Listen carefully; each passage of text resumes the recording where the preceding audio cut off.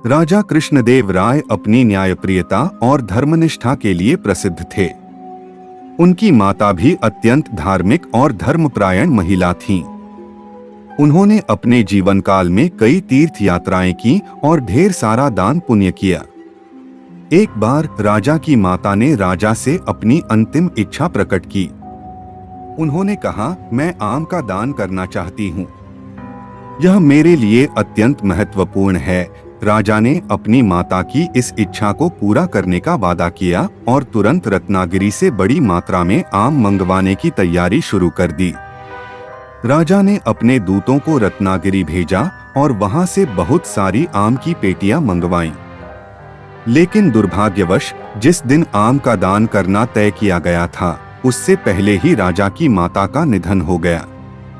राजा और पूरे राज्य में शोक की लहर दौड़ गई।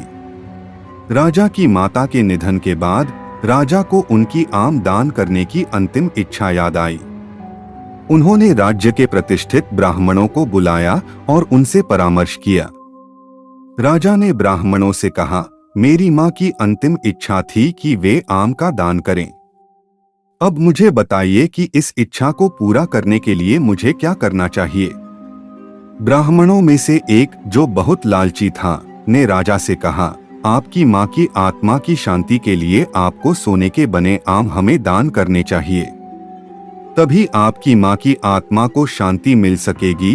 राजा ने इस पर विश्वास किया और ब्राह्मणों को सोने के बने आम दान कर दिए। इस घटना की खबर तेनाली रमन तक पहुंची।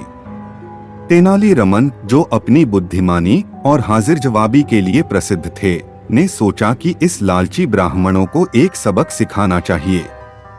उन्होंने अपनी मां की आत्मा की शांति के लिए उन्हीं 3 ब्राह्मणों को बुलाया।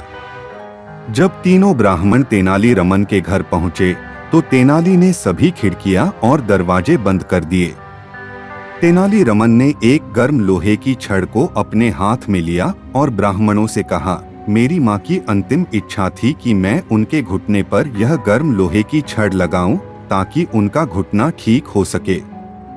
अब मेरी मां तो नहीं रही, इसलिए मैं यह कार्य आप पर करके उनकी आत्मा की शांति करना चाहता हूं। ब्राह्मणों ने घबराकर कहा, आप ये गलत कर रहे हैं, ऐसा मत करिए। तेनाली रमन ने उत्तर दिया, जिस तरह आपने राजा की मां की आत्मा की शांति के लिए सोने के आम लिए थे, वैसे ही आप इस तरीके से मेरी मां की आत्मा की शांति भी कर सकते हैं।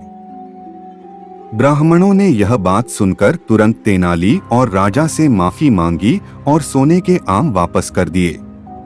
तेनाली रमन ने राजा को समझाया, लालची ब्राह्मणों के चक्कर में पड़कर राजकोष को इस तरह खर्च करना उचित नहीं है। हमें अपनी बुद्धि का प्रयोग करके ऐसे लोगों को पहचानना चाहिए और उनसे सावधान रहना चाहिए। मित्रों, अगर आपको यह कहानी पसंद आई तो इसे लाइक, शेयर और सब्सक्राइब करिए। जल्द ही हम मिलेंगे फिर एक नई कहानी के साथ। तब तक अपना ध्यान रखें। धन्यवाद।